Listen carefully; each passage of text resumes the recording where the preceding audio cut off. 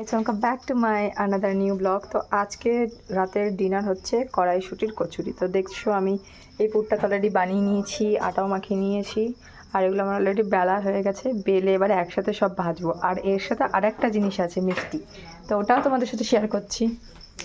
তো দেখো পায়েসও বানানো হয়ে গেছে, দেখতে পাচ্ছ পায়েসও বানানো হয়ে গেছে, পায়েসটাও দেখো এবার বানানো হয়ে গেছে, কীরকম লাগছে দেখতে জানিও। আর এবার আমি ভাজবো কড়াইশুঁটির কচুরিটা, তো তোমার সাথে এটা আমি শেয়ার করবো। তো এবার চলো কড়াইতে তেল গরম করে নিই, ভিডিওটা দেখতে থাকো। তো গাইস দেখছো তেলটা গরম করতে দিয়েছি, এবার তেলটা গরম হলে তারপরে কচুরিগুলো ছেড়ে দেবো। অনেক বড় বড় সাইজ করেছি কচুরিগুলো, যাতে মানে অল্পতেই হয়ে যায় বেশি। তো এই জন্য দেখতে পাচ্ছ। আর এখানে নিয়ে নিচে পেপার দিয়ে করো ঢাকার জন্য। তো এবার কীরকমভাবে করছি তোমাদের সাথে সব শেয়ার করছি। আর হ্যাঁ, এটা কি করে রেডি করেছি যদি তোমরা জানতে চাও কমেন্টসে জানিও, তাহলে আমি এরও একটা রেসিপির ভিডিও তোমাদের সাথে শেয়ার করে দেবো। তাই এগুলো তো নর্মাল জানোই কী দিয়ে আটাটা মাখতে হয়। তো চলো দেখো তেলটা গরম হোক, তেলটা গরমের জন্য ওয়েট করছি। ভালো করে গরম হবে তারপরেই ছাড়বো, নাহলে কাঁচা থেকে যায় ভেতরে।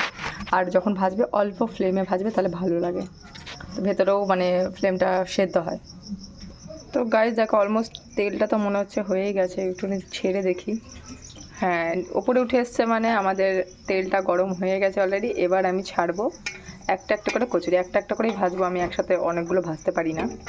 তো একটা দেখো এখান থেকে আমি কচুরি নেব, তো এবার আমি ছেড়ে দেব।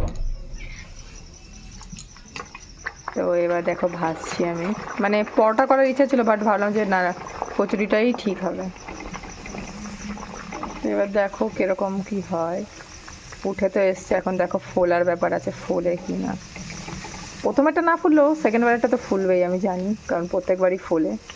আর এটা এখন শীতকালেই মানুষ বেশি খায়, গরমকালে তো আর কেউ খায় না। না না দেখো ফুলে গেছে গাইস, সুন্দর ফুলেছে, দেখতেই পাচ্ছ। দেখো গাইস পুরো ফুলে গেছে কচুরিটা সুন্দরভাবে, দেখতেই পাচ্ছ খুব ভালোভাবে ফুলেছে।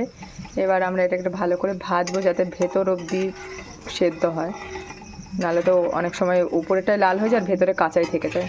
তো সেটা তোমরা খেয়াল করবে যেন ভেতর অবধি যায়। এখন মোটামুটি আমি এগুলো ভালোই শিখে গেছি করা, দেখতেই পাচ্ছ।